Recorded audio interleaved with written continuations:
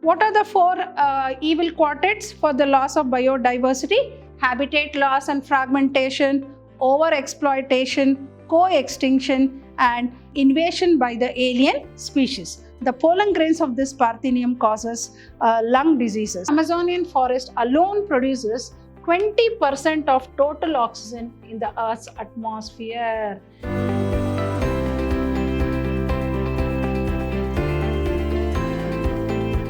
Hello everyone, welcome back to session 3 of this interesting chapter called Biodiversity and Conservation. What did we learn in the last session?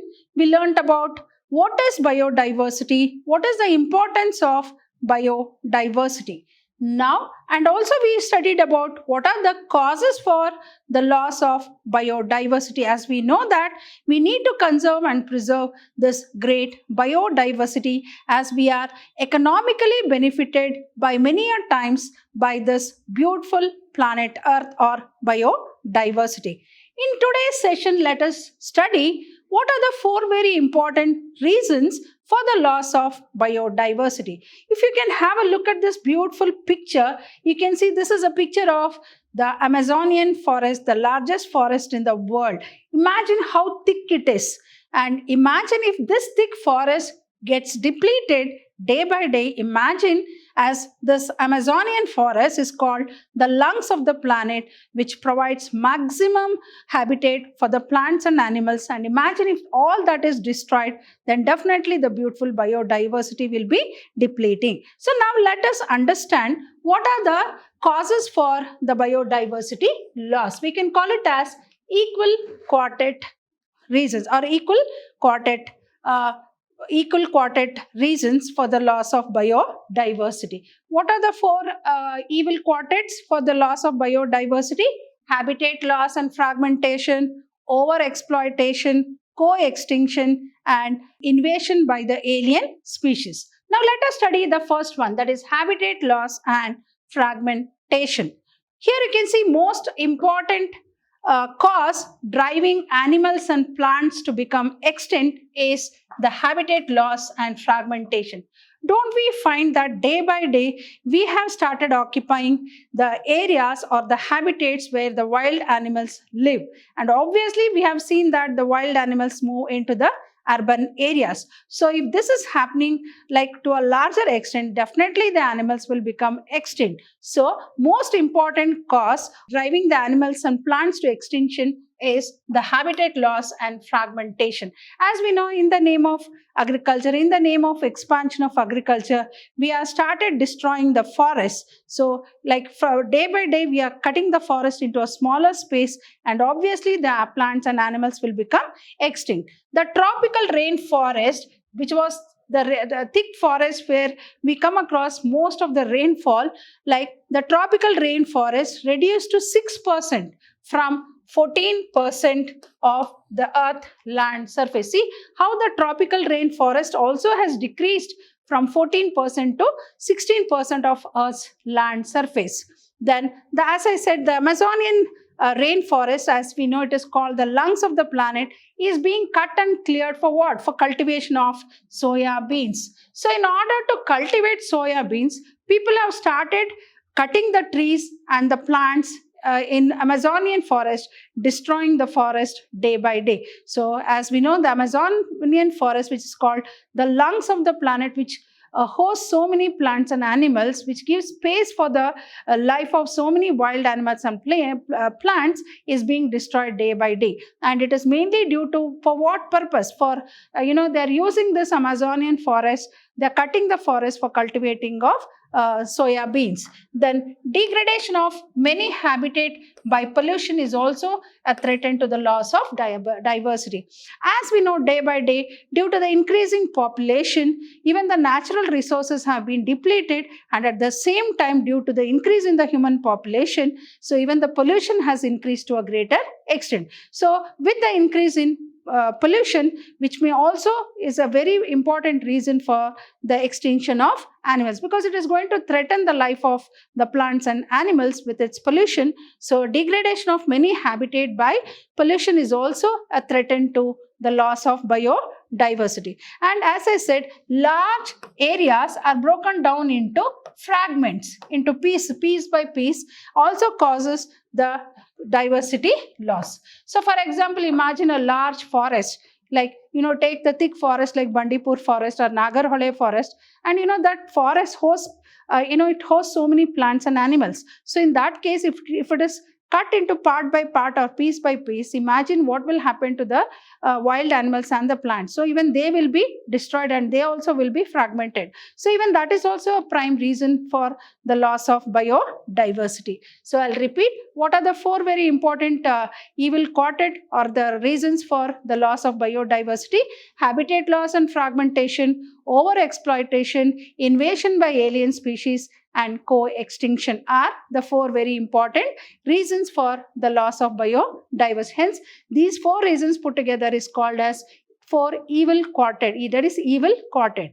Then habitat loss and fragmentation, as I said, it is the most important cause which is driving the animals and the plants to become extinct. And the tropical rainforest, which was once 14%, has been reduced to 6% of Earth's land surface. And as I said, the Amazonian forest, which is called the lungs of the planet, is being depleted as it is being destroyed for cultivation of soya beans. And degradation of many habitats by pollution is also a reason for the loss of biodiversity. And as I said, large areas have been broken down into fragments also. That is also a cause for biodiversity. Such a beautiful Amazonian forest. See the beauty of this thick forest. And if this is destroyed, imagine what will happen to the beauty of this biodiversity. Then overexploitation. Next reason. So as when need turns to greed, man is so very greedy, in order to fulfill his needs and wants, started destroying the natural resources. So what will happen due to overexploitation? So most of the beautiful biodiversity will be depleted. So when need turns to greed, it leads to overexploitation of natural resources. As we all know that natural resources are getting depleted day by day because of this increasing population. And a fine day, we may have to face the scarcity for this natural resources definitely in future course of time. And it is all because of over exploitation. So when need turns to greed, it leads to over exploitation of natural resources. Many species extinction in the last 500 years, for example, like you might have come across Stiller's cow, passenger pigeons, were all due to over exploited. Why many species have become extinct? It is mainly because of this over exploitation. And many marine fishes around the world are over harvested. Imagine the amount of fishes that are harvested every day. A fine day, a day may come where the whole ocean will be empty without fishes. So that is also one reason for over exploitation. That means many marine populations, fish populations around the world are over harvested. So over exploitation is also exploitation is also a reason for the loss of biodiversity. So when need turns to greed, when man wants to fulfill his needs and wants, so what will happen? He will start exploiting the natural resources to the maximum extent. So that is nothing but called what? Over exploitation of natural resources. So one fine day, what will happen? We will not have these natural resources for our use only. Then many species have become extinct from the past 500 years. It is because of over exploitation. May it be like the passenger's cow or the Stiller's cow. And many marine fish populations around the world are over harvested. So that is also one reason. It is nothing but example for over exploitation. Then moving on to alien species expansion. What do you mean by alien species? Something which is not indigenous, foreign species. So if that comes and invades our habitat, obviously the indigenous species will become extinct. So alien species invasion. For example, you can see the Parthenium. This Parthenium was brought to India along with weed. Now it has become so, an invasive weed that it is not possible for us to eradicate this Parthenium, which is called carrot grass, because the pollen grains of this Parthenium causes lung diseases. So imagine if such alien species come and invade the habitat, obviously the indigenous species will become extinct. So here also you can see the catfish, right? So now let us understand what is this alien species invasion. Introduction of some alien species also causes biodiversity loss. So that is introduction of the alien species into the habitat will also cause the loss of biodiversity. Now let us understand this alien species invasion with suitable examples. For example, like the alien species become invasive, cause decline or extinction of indigenous species. As I said, if alien species start dominating the habitat, the native varieties, or what we call it as the indigenous varieties, will become extinct.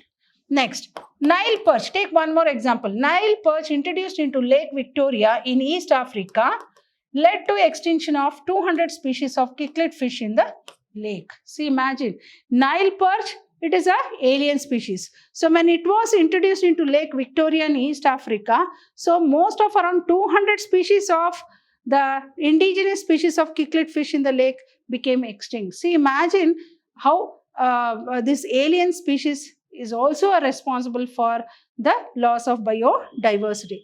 Next, as I said, Parthenium, which is otherwise called carrot grass. Take one more example, lantana and water hyacinth. You know, water hyacinth was brought to a country because of its beautiful leaves. But imagine such, this Iconier water hyacinth has become an invasive weed in an aquatic medium, so much so that it is very difficult to eradicate this plant. And you know, it depletes the water from oxygen, thereby killing the aquatic animals. It is, and it reproduces by asexual reproduction by means of offset so very fast that it starts expanding in the water body. And so it is very difficult to eradicate this water hyacinth. So this is also an example for invasion of alien species. Then threat to the indigenous species. Then take one more example. African catfish called Glarius gariepinus for aquaculture purpose is posing threat to the indigenous catfish in our rivers. So African catfish called Clarias gariepinus for aquaculture purpose is posing a threat to the indigenous catfish in our rivers. So this is the African catfish. So all these are the examples for alien species invasion, which is also a cause for the loss of biodiversity. So alien species invasion, introduction of some alien species also causes biodiversity loss. Example, as I said, if the alien species start dominating the habitat, obviously the indigenous species will become extinct. And for example, we can take the Nile perch introduced into Lake Victoria in East Africa, led to extinction of around 200 species of cichlid fish in the lake. Then Parthenium, which is called carrot grass. And take one more example, lantana and water hyacinth. These all pose a threat to the indigenous species. So one more example, African catfish called Clarias gariepinus for aquaculture purpose is posing a threat to the indigenous catfish in our rivers. Moving on to co-extinction. As we know, if one becomes extinct, obviously the other one, which is depending on the other one, will also become extinct. That is called co-extinction. When a species become extinction, so for example, in the host-parasite relationship, we know one is the host, the other one is the parasite. Suppose if host becomes extinct, and even the parasite will become extinct. So it is like, you know, the parasites are specific in attacking the host. So if it attacks a particular host and that particular host becomes extinct, so also the parasite will also become extinct. So that relationship is called co-extinction. So even this is also one reason why the animals are and the plants are becoming extinct. So when a species become extinct, the parasite also becomes. For example, co-evolution evolved plant like pollinator mutualism, where extinction of one invariably leads to the extinction of the other. You take pollinator, like for example, if one type of, I think all of us know insects are specific in collecting the nectar from a particular flower. So if that flower becomes extinct, obviously the other insect also will become extinct because of lack of food. So this is called co-evolution. Next. So these are all the reasons for the loss of biodiversity. So what are all the reasons for the loss of biodiversity? Loss of biodiversity. This is a very important question from examination point of view. Definitely they will ask this. So this is also called evil quartet, because 4 reasons it is called evil quartet. One is called habitat loss and fragmentation. Second one is overexploitation. Third one is co-extinction. Fourth one is alien species invasion. So all these four are the reasons for the loss of biodiversity. This is a very important question from examination point of view. Moving on to conservation of biodiversity. All of us know that how much we are benefited by the biodiversity. Many ways we are benefited by the biodiversity. So the ecosystem services what the biodiversity is giving to human beings is immense. So it is a bound duty to protect and conserve this beautiful biodiversity. And how are we benefited by this great biodiversity? Reasons for conservation of biodiversity are grouped into three categories. One is called narrow utilitarian, and second one broadly utilitarian, and third one is ethical.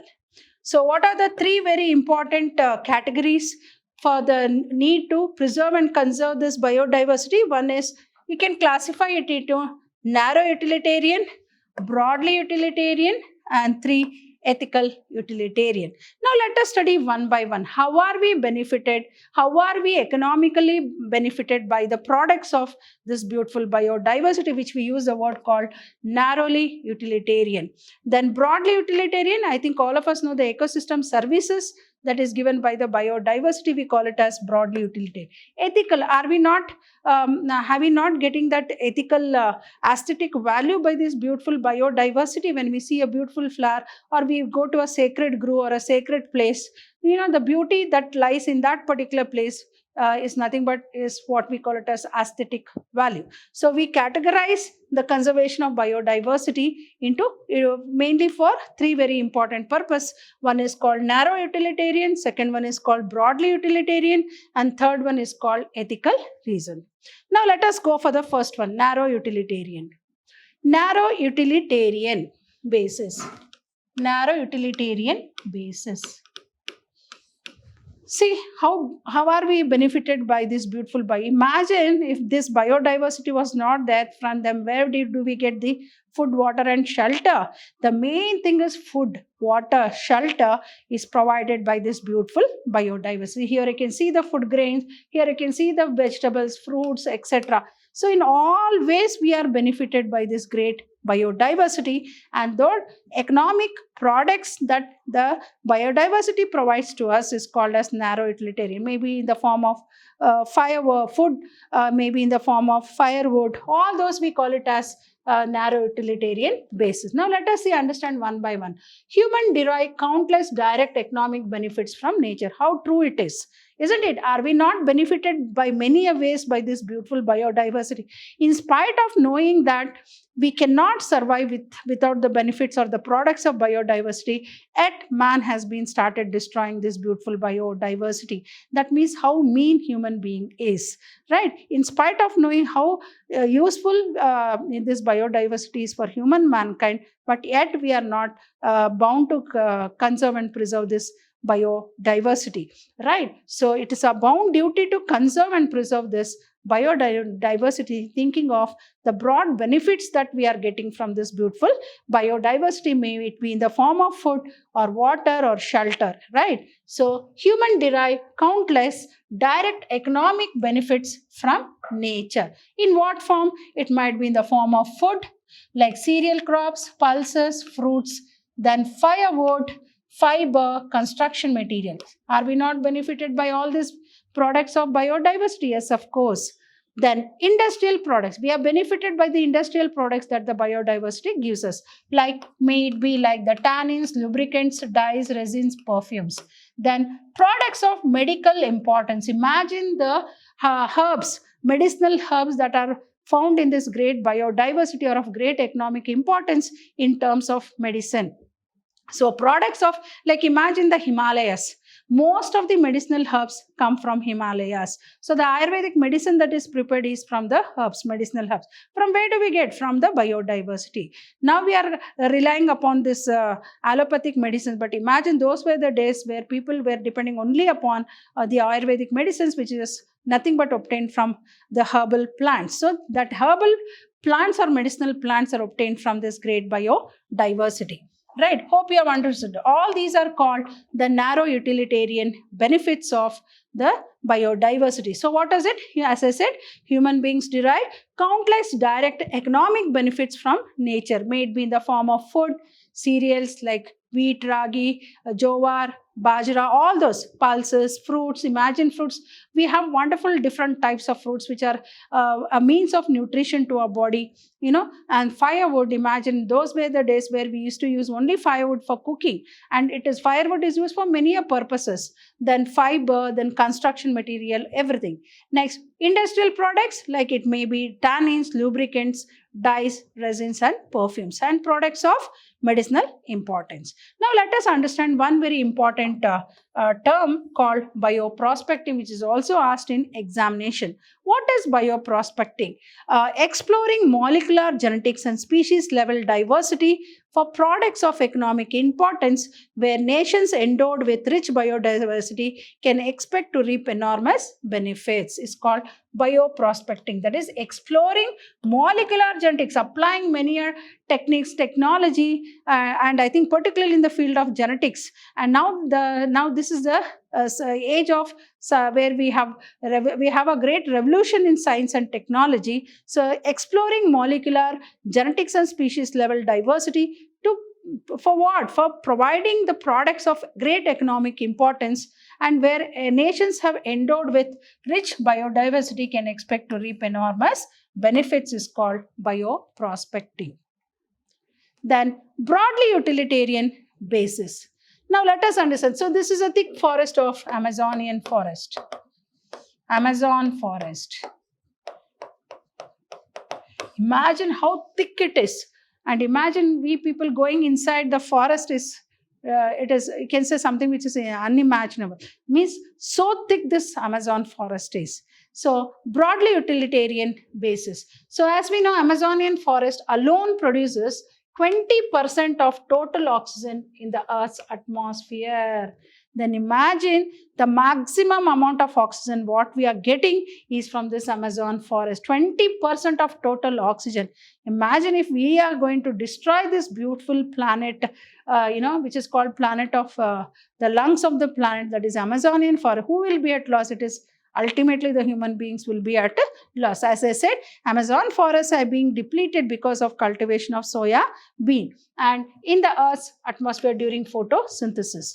Then pollinator layer, bees, bumblebees, birds and bats that pollinate the plant without fruits and seeds cannot be produced by plants. So imagine innumerable plants and plant species and animal species are found in this Amazonian forest, which is a place for dwelling for many variety of plant species and animal species. And imagine the benefits what we are going to get from those. For example, the fruits, the seeds that are obtained, it is through pollination. And imagine if pollination does not take place, no fertilization, no formation of fruit, no formation of seeds, and without seeds there is no continuity of the plant species from generation to.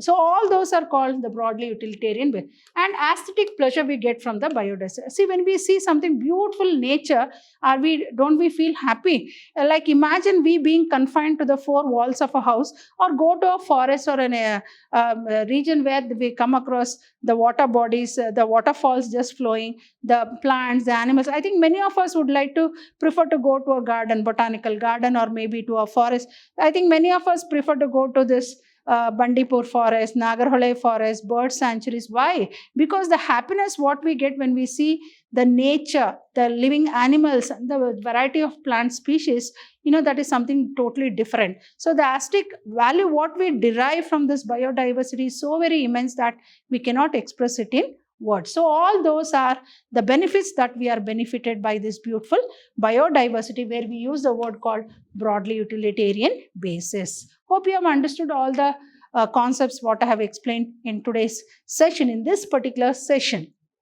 As I said, this particular chapter called biodiversity and conservation is very important from examination point of view, where definitely you are going to get one question from this particular chapter. So what am I going to deal in the next and the last session of this chapter called biodiversity and conservation, the ethical utilitarian, and also how do we conserve bio. So what are the measures that are taken to conserve and preserve this beautiful planet Earth or biodiversity. So I'll be back with the last concepts of this very interesting chapter called biodiversity and conservation. Till then, goodbye and thank you.